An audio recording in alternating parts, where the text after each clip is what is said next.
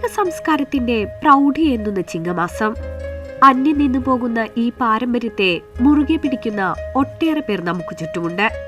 അതിൽ നിന്നും ഏറെ വ്യത്യസ്തയാവുകയാണ് ശ്രീകണ്ഠാപുരം കാവുമ്പായി സ്വദേശിനി ജയലക്ഷ്മി പ്രകാശ്. കർഷക മാത്രമല്ല, അധ്യാപികയും സംരംഭകയും കൂടിയായി തിളങ്ങുകയാണ് ഈ വനിത. ഒരു ദശാബ്ദത്തിന്റെ പഴക്കമുണ്ട് കൃഷിയും ജയലക്ഷ്മിയും തമ്മിലുള്ള ഈ ബന്ധത്തിന്. മഹാത്മാഗാന്ധി യൂണിവേഴ്സിറ്റിയിൽ നിന്നും ജൈവ കൃഷി കോഴ്സ് പഠിച്ച ജയലക്ഷ്മി കാർഷിക അധ്യാപികയായി സൗജന്യ സേവനം നൽകി വരികയാണ്. ഇതിനോടകം 100 കണക്കിന് വേദികളിൽ ജയലക്ഷ്മി കാർഷിക ക്ലാസുകൾ എടുത്തു. സ്കൂൾ തലത്തിലും വിദ്യാർത്ഥികളെ പ്രചോദിപ്പിക്കുന്നുണ്ട് ഈ കാർഷിക അധ്യാപിക.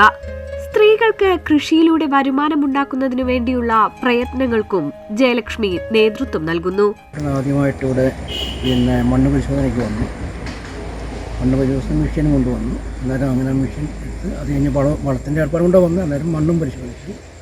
അങ്ങനെ അവരായിട്ടാണ് 3 കൊല്ലമായി ഞാനിത് തുടങ്ങിയിട്ട്. 3 കൊല്ലത്തിൽ ഇവരുടെ തന്നെ പരിപാടി, എല്ലാ പരിപാടിയും വളം കഴിക്കുന്നത് എല്ലാം ചോദിച്ച് വലിയ കുഴപ്പമില്ലാതെ അങ്ങനെ പോകുന്നു. നല്ല രീതിയിൽ ഇടയ്ക്കിടയ്ക്ക് വന്ന് നോക്കും, സംശയങ്ങൾ പറഞ്ഞു തരും. ചെറുപ്പം മുതൽ കണ്ടുവരുന്ന എൻഡോസൾഫാൻ വിപത്തും വിപണിയിലെ വിഷമയമായ പച്ചക്കറികളുടെ ഉപയോഗവുമാണ് ജൈവ കൃഷിയിലേക്ക് നയിച്ചതെന്ന് ജയലക്ഷ്മി പറഞ്ഞു.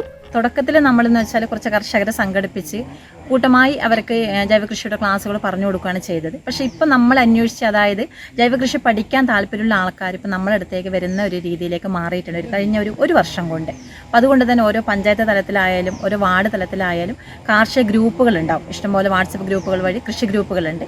അതുവഴി നമ്മളെ തേടി എത്തുന്ന സമയത്ത് നമ്മൾ അവർക്ക് ക്ലാസ് കൊടുക്കുകയാണ് ചെയ്യുന്നത്. 100% സേവനമായിട്ട് തന്നെയാണ് ചെയ്യുന്നത്. യാതൊരു പ്രതിഫലം വാങ്ങിക്കുന്നില്ല. പിന്നെ എന്നെ സംബന്ധിച്ചിടത്തോളം നമ്മളെക്കാൾ ഒരുപാട് അറിവുള്ള ആൾക്കാരാണ് കർഷകർ. അവർക്ക് നമ്മളെ അറിവൊന്നും ശരിക്കും പറഞ്ഞാൽ വേണ്ട, എങ്കിൽ പോലും നമ്മൾ പഠിച്ച അറിവുകളാണ് അവരുമായിട്ട് ഷെയർ ചെയ്യുന്നത്. അവരിൽ നിന്ന് നമുക്ക് ഒരുപാട് കാര്യങ്ങൾ പഠിക്കാനുണ്ട്. കാരണം അവർ മണ്ണുമായിട്ട് എപ്പോഴും പണി ചെയ്തുകൊണ്ടിരിക്കുന്ന ആൾക്കാരാണ്. അപ്പം അതിൽ നിന്ന് നമുക്ക് ഒരുപാട് കാര്യങ്ങൾ പഠിക്കാനുണ്ട്. എനിക്കറിയുന്ന പഠിച്ച അറിവുകൾ ഞാൻ അവർക്ക് കൂടി ഷെയർ ചെയ്യും. 2016 ഗുജറാത്തിൽ നിന്നുള്ള ബെസ്റ്റ് റിസോഴ്സ് പേഴ്സൺ അവാർഡിനും 2024 ഡൽഹി കേന്ദ്രീകരിച്ചുള്ള ദേശീയ കൃഷി ജാഗരൺ അവാർഡിനും അർഹയായി. Milestone stories by Jaya എന്ന യൂട്യൂബ് ചാനലിലൂടെ കാർഷിക അറിവുകൾ പകർന്നു നൽകാനും ഈ വനിതാ കർഷക മുന്നിട്ടിറങ്ങുന്നു.